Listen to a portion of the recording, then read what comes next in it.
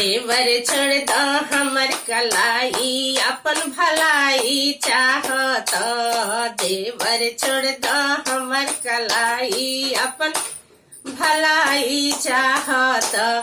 सासू के चुपे चुपे गहना बना द, सासू के चुपे चुपे कंगना बना द।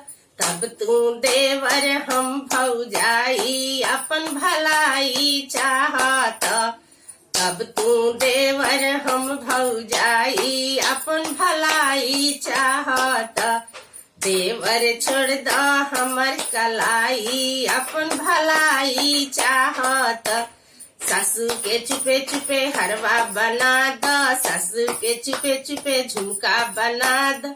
तब तू देवर हम भौजाई अपन भलाई चाहत।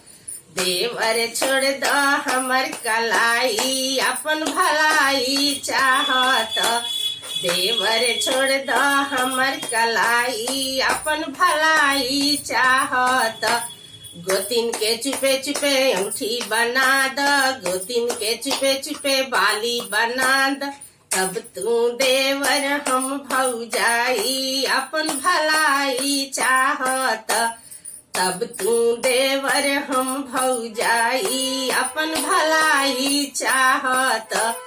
देवर छोड़ द हमर कलाई अपन भलाई चाहत। ननद के चुपे चुपे सड़िया ले आ द, ननद के चुपे चुपे लहंगा मंगा द। तब तू देवर हम भौजाई अपन भलाई चाहत।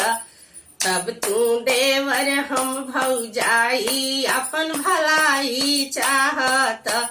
देवर छोड़ द हमर कलाई अपन भलाई चाहत।